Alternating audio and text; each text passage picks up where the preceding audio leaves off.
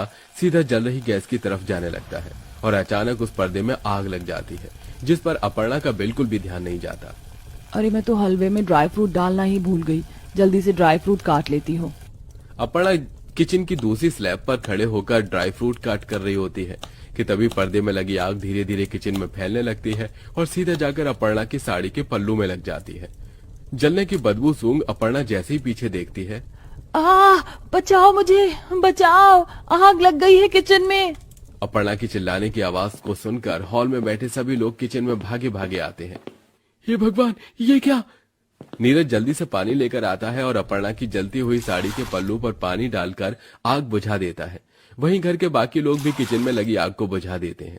इतना सब कुछ होने के बावजूद भी अपर्णा के ससुराल वाले उसका हाल पूछने के बजाय उसे ही ताने देते हैं।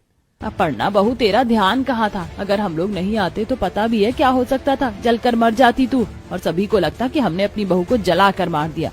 इतनी भी लापरवाह होना सही नहीं है। अपनी सास की ऐसी बातें सुना अपर्णा अपने दुख को अपने अंदर और नहीं रख पाती।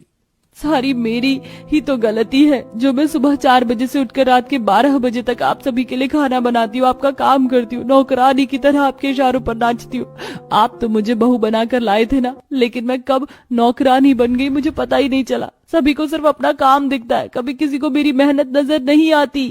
क्या हुआ अगर मैं बाहर जॉब नहीं करती? घर में जितना काम आप मुझसे करवा रहे ना, उतना तो आप लोगों ने अपनी जिंदगी भर में नहीं किया होगा। किसी से नहीं होता कि आकर मेरी थोड़ी सी मदद कर दे। सभी को बस अपना काम दिखाई देता है। हाँ, जो मेरे साथ हादसा हुआ ना, उसके जिम्मेदार भी आप लोग हैं। और देखना एक दिन ऐसे ही किसी हादसे में जलकर मर जाऊंगी, सिर्फ आप लोगों की वजह से। अपर्णा की ऐसी बातें सुनकर सभी घर वालों का शर्मिंदगी से सिर झुक जाता है और उन सभी को अपनी गलती का एहसास होता है। हमें माफ कर दो अपर्णा, हमें नहीं पता था कि हमारी वजह से तुम्हें इतनी परेशानी हो रही है। हम तो बस तुम पर हुक्म चलाए जा रहे थे। लेकिन अपर्णा बहू, अब तो फिक्र मत कर। अब से मैं सभी लोगों से घर के काम के साथ साथ किचन के काम भी बांट दूंगी। अब तुझे हमारी तरफ से कोई परेशानी नहीं होगी। सोमलता अपनी बहू बेटियों में किचन के थोड़े थोड़े कामों को बांट देती है।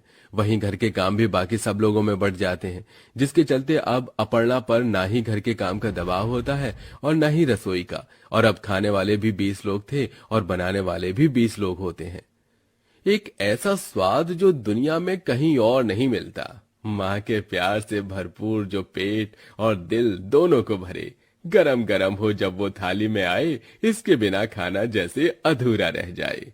नंबर 1 बिरयानी, नंबर 2 माँ के हाथ की रोटी, नंबर 3 पास्ता या नंबर 4 बर्गर।